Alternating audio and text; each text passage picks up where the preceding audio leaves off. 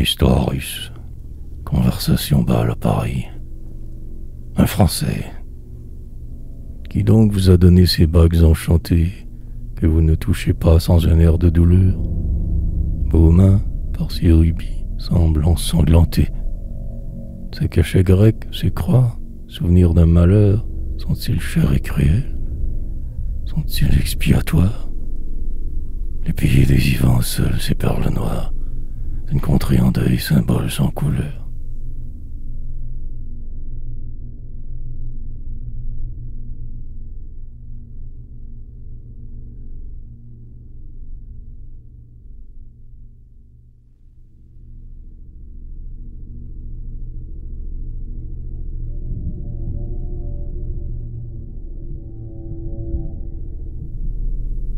Celle qui m'a donné ces ornements de fête se cachait dont un tsar fut le seul possesseur.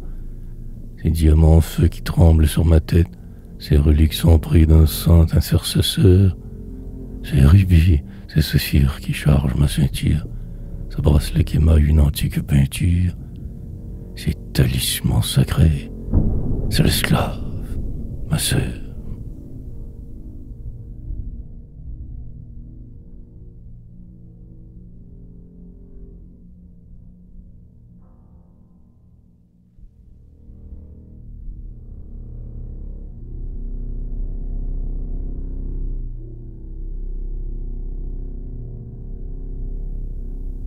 Car elle était princesse, et maintenant qu'est-elle?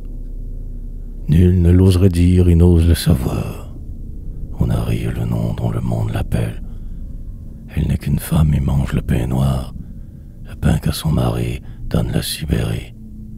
Et parmi les mineurs s'assied pâle et flétri, et boit chaque matin les larmes du devoir.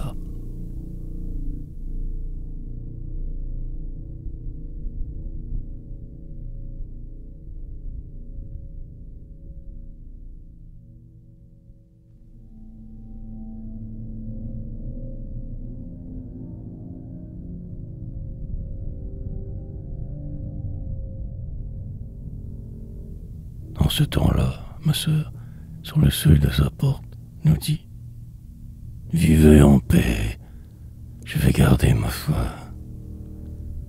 Garder ses vanités. Au monde je suis morte, puisque le seul que j'aime est mort devant la loi. Des splendeurs de mon front conserver les ruines. Je les suivrai partout, jusqu'au fond des mines. Vous qui savez aimer, vous feriez comme moi.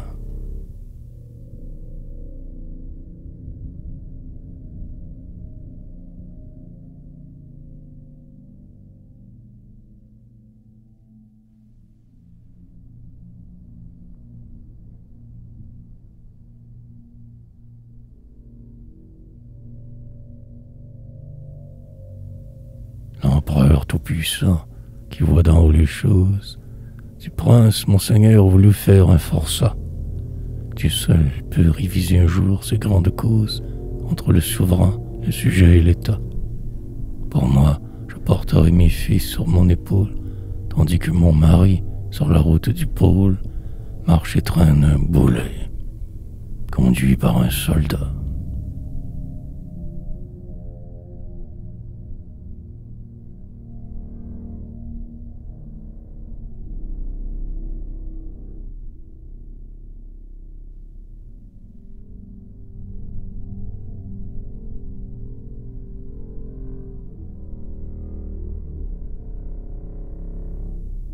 La fatigue a courbé sa poitrine écrasée.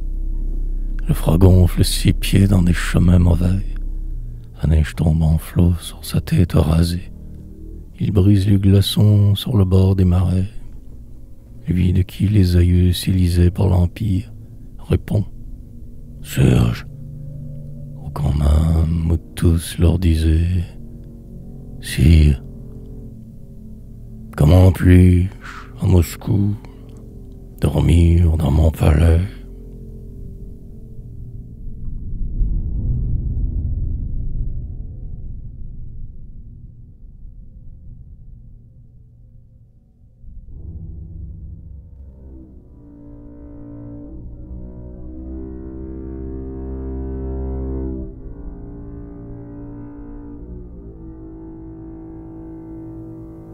Apprenez donc, ô messieurs, ces signes de mollesse. J'irai dans les caveaux, dans l'air empoisonneur, conservant seulement de toute ma richesse l'aiguille et le marteau pour luxe et pour honneur. Et puisqu'il est écrit que la race des Slaves doit porter le joug et le nom des esclaves, je descendrai vivante au tombeau du mineur.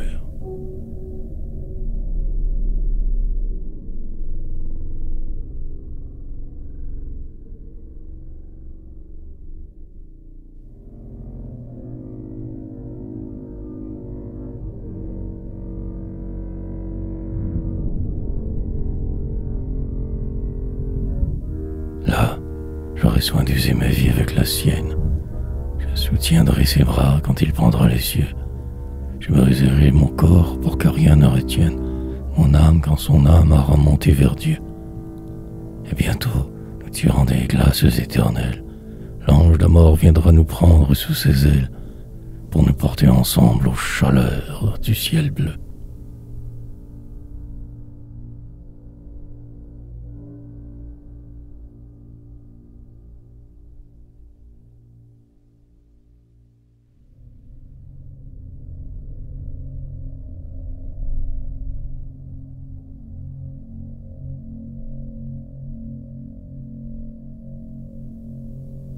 Et ce qu'elle avait dit, ma sœur l'a bien su faire.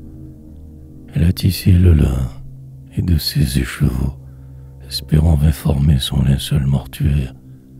Et depuis 20 hivers, achève 20 travaux, calculant jour par jour sur ses mains enchaînées les grains du chapelet de ses sombres années. 4 enfants grandis dans l'ombre des caveaux.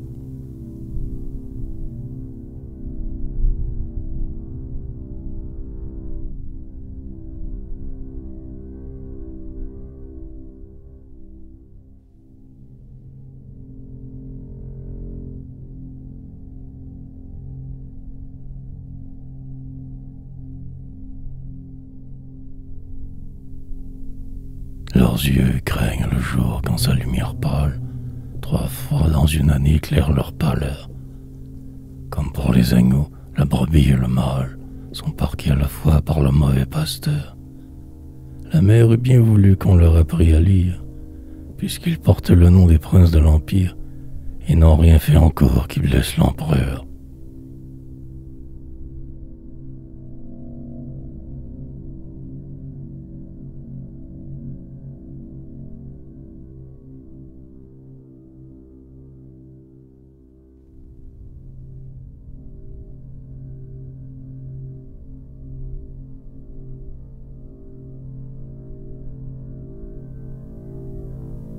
Un jour de fête, on a demandé cette grâce aux tsars toujours affables et clément souverains, lorsqu'offrant des soldats seuls il passe et repasse.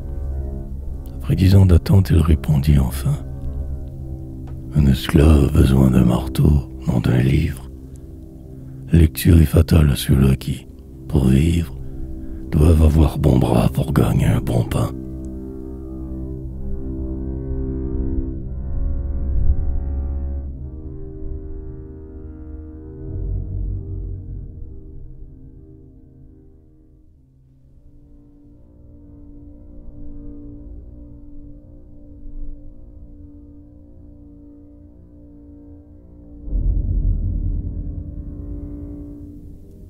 Ce mot fut un couteau pour le cœur de ma mère. Avant qu'il ne fût dit, quand s'asseyait ma sœur, ses larmes sillonnaient la neige sur la terre, tombant devant ses pieds, non sans quelque douceur. Mais aujourd'hui, sans pleurs, elle passe l'année à regarder ses fils d'une vue étonnée. Ses yeux secs sont glacés d'épouvante et d'horreur.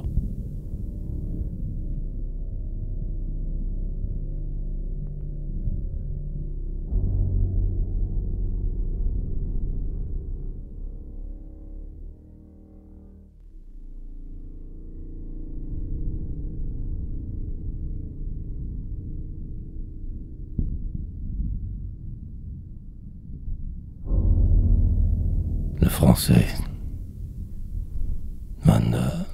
J'écoute encore après votre silence.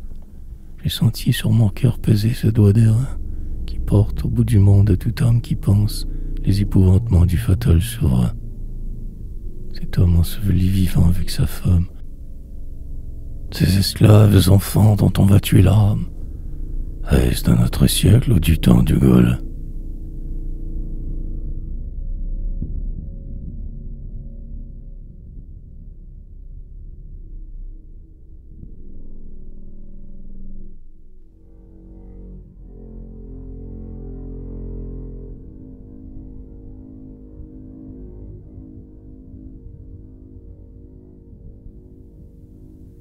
Non, non, il n'est pas vrai que le peuple en tout âge, lui seul est travaillé, lui seul est combattu, que l'immolation, la force et le courage n'habitent pas un cœur de velours revêtu.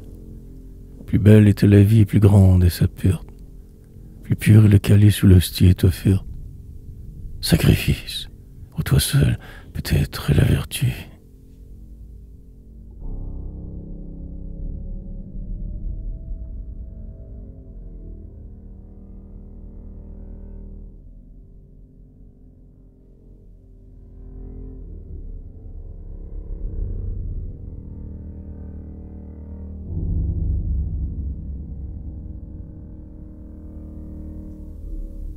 Tandis que vous parliez, je sentais dans mes veines les imprécations bouillonner sourdement. Vous ne maudissez pas, ô vous, femmes romaines. Vous traînez votre joue silencieusement.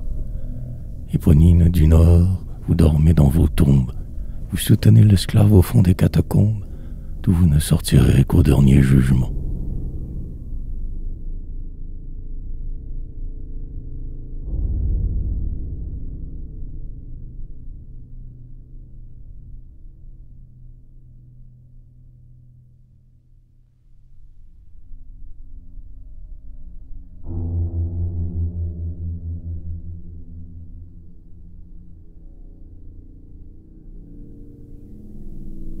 Peuple silencieux, souverain gigantesque, lutteur de fer toujours muet et combattant, Pierre avait commencé ce duel romanesque.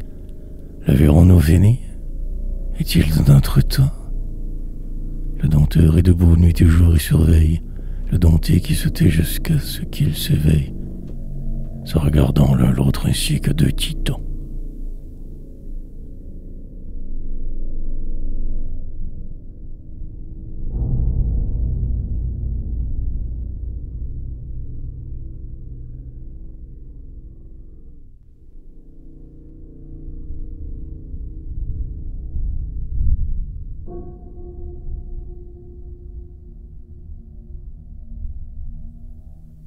En bas, le peuple voit de son œil de tartare ses seigneurs révoltés, combattus par ses tsars.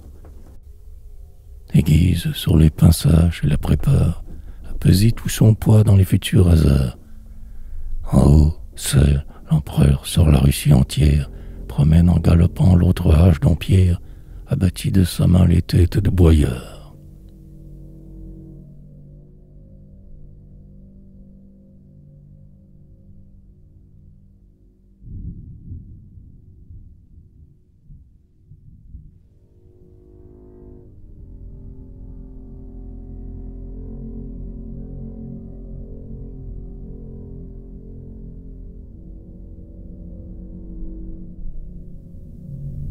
Une nuit on a vu ces deux larges cognets se heurter, se porter des coups profonds et lourds. Les hommes sont tombés, les femmes résignées ont marché dans la neige à la voix des tambours. Et, comme votre sœur, ont d'une main meurtrie percé leurs fils au bord des lacs de Sibérie et cherché pour dormir la tanière des ours.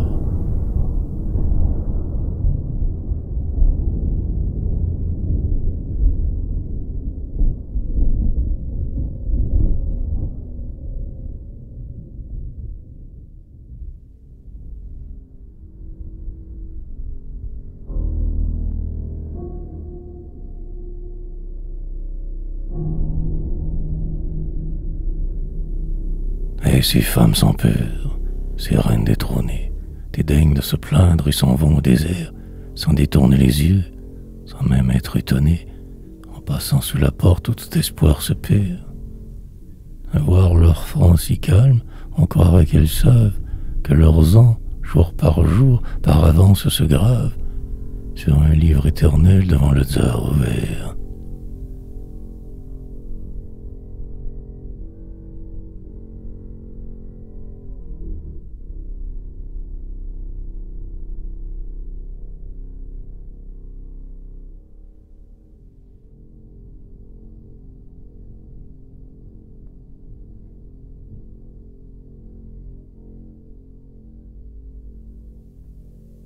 Quel signe formidable a-t-il au front, cet homme, qui donc ferma son cœur d'étroits cercles de fer, dont s'étaient cuirassés les empereurs de Rome, contre les cris de l'âme et les cris de la chair. Croit-on parmi vos cercles à la fin ils se lassent de semer les martyrs sur la neige et la glace, d'entasser les damnés dans un terrestre enfer?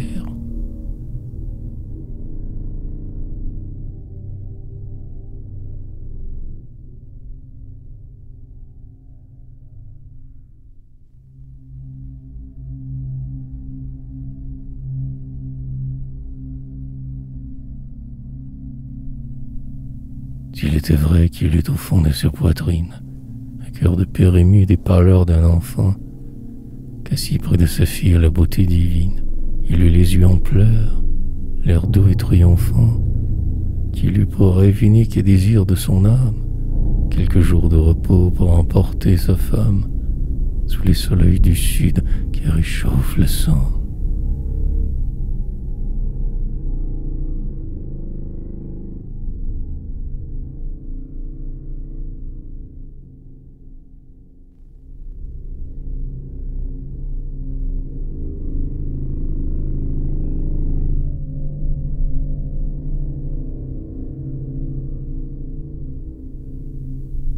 S'il était vrai qu'il eût conduit hors du serrage un peuple tout entier de sa main rachetée, créant le pasteur libre et créant le village où l'esclave tartare avait seul existé, pareil au voyageur dont la richesse est fière d'acheter 1000 oiseaux et d'ouvrir la volière pour leur rendre à la fois l'air et la liberté.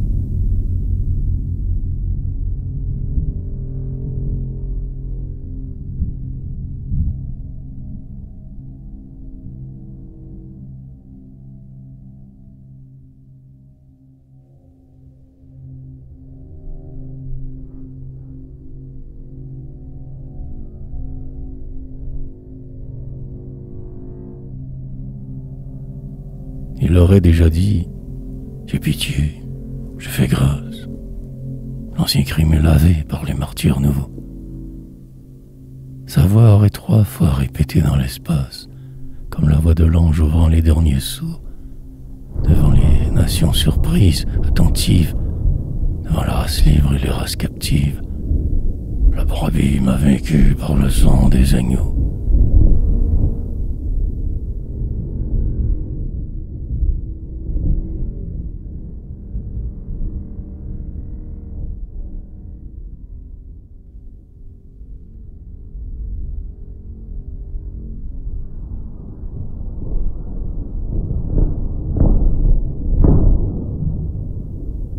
Il n'a point parlé, mais cette année encore, heure par heure en vain lentement tombera, et la neige sombrie sur la terre incolore, au pied des exilés nuit et jour gèlera. Silencieux devant son armée en silence, le tsar, en mesurant la cuirasse et la lance, passera sa revue et toujours se taira.